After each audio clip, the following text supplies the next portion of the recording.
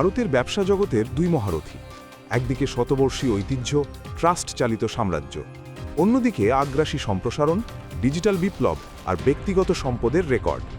একদিকে tata group, অন্যদিকে Reliance industries, যার নেতৃত্বে মুকেশ আম্বানি। প্রশ্নটা এখন সোজা, ভারতের আসল কিং অফ বিজনেস কে? আমরা যদি 2025-2026 সালের ডেটা দিয়ে তুলনা করি, তাহলে কার মার্কেট ক্যাপ বেশি, কার কোম্পানি বেশি, কার সাবসিডিয়ারি বেশি, কার লাভ বেশি, আর ভবিষ্যৎই বা কার হাতে? সাম্রাজ্যের আকার, কে কত বড়?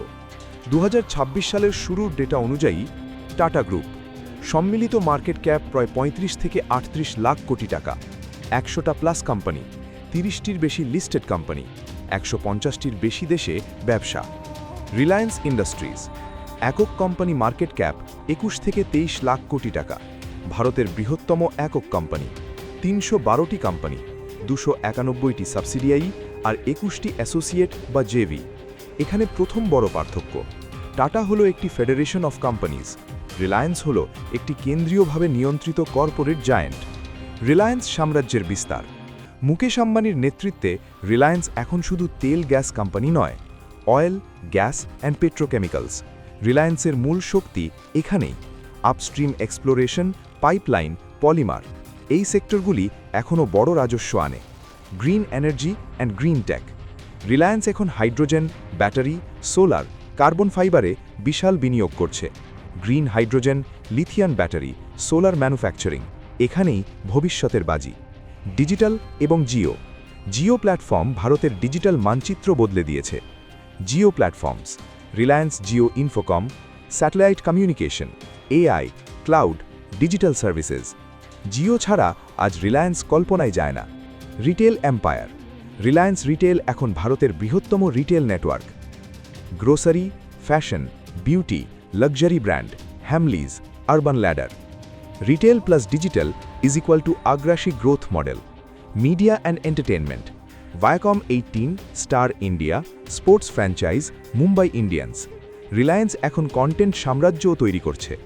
টাটা গ্রুপের বিস্তার, টাটা গ্রুপের শক্তি একক সেক্টরে নয়, বরং বহুমাত্রিক বৈচিত্র্যে। IT, TCS, Tata Consultancy Services বা টিসিএস, টাটা গ্রুপের সবচেয়ে বড় আয়ের উৎস, বিশ্বের অন্যতম বড় IT service company. Auto, Tata Motors and Jaguar Land Rover. Electric vehicle থেকে লাক্সারি কার, টাটার অটো সেক্টর বিশ্বজুড়ে উপস্থিত। Hospitality, Taj Hotels, Indian Hotels Company Limited, Taj, Vivanta, Ginger, ভারতের হসপিটালিটি ব্র্যান্ডের মুখ। Aviation, Air India Express, Tata আবার ভারতের আকাশ দখল করছে। এনার্জি, টাটা পাওয়ার ও সোলার ইউনিট, নবায়নযোগ্য শক্তিতে দ্রুত এগোচ্ছে। Consumer and retail, Titan, Tanishq, Tata Consumer Products, Starbucks JV, Trent, Westside, Zudio. Tata luxury থেকে সল্ট, সব সেগমেন্টে।